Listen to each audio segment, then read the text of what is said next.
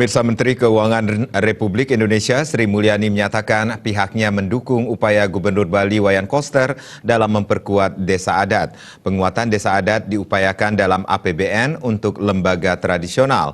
Hal tersebut diungkapkan di hadapan Bendesa Adat Sebali dalam acara tatap muka Menteri Keuangan bersama Bendesa Adat Sebali. Menteri Keuangan RI Sri Mulyani menyatakan harapannya pada Bali yang menjadi tujuan pariwisata global mampu mempertahankan eksistensi dan kelestarian adat dan budaya Bali. Sri Mulyani menjelaskan dunia semakin makmur.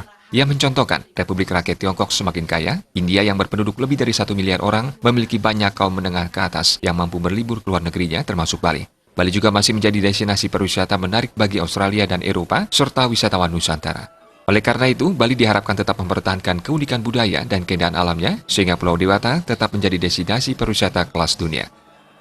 Berhasilan Pak Jokowi membuat jalan tol yang menyebabkan orang kalau dari Jawa Barat mau ke Bali sekarang bisa naik mobil.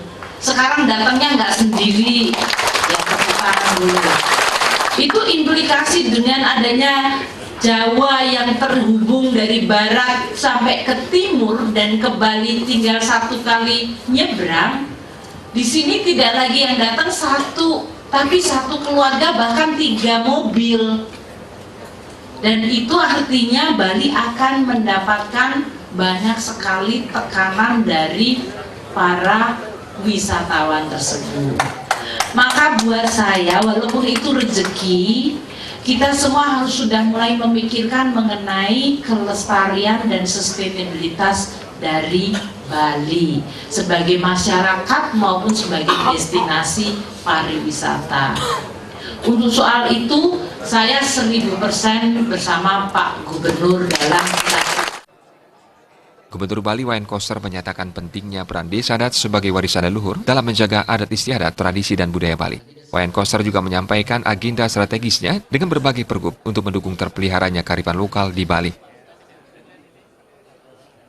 Dinas itu sudah tuntas diatur dengan Undang-Undang Nomor 6 Tahun 2014 tentang desa dengan tugas yang diberikan serta anggaran yang diberikan melalui APBN.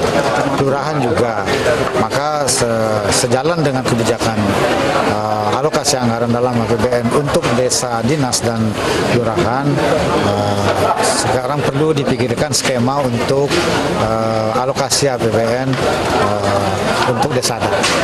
Bagaimana dengan implikasinya, Pak? Apakah dengan judul desa adat ataukah dengan fungsi daerah dalam kaitan dengan pemberdayaan adat istiadat tradisi seni budaya, bisa juga begitu.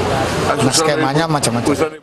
Pertemuan yang dihadiri bendesa dan prajurut dari 1493 desa pekraman seluruh Bali digagas Gubernur Bali Wayan Koster. Dengan antusias, Sri Mulyani mengajak Gubernur Bali dan tokoh-tokoh di Bali untuk segera melakukan pembahasan lebih lanjut tentang cara serta landasan hukum untuk memungkinkan desa adat memperoleh kucuran dana APBN.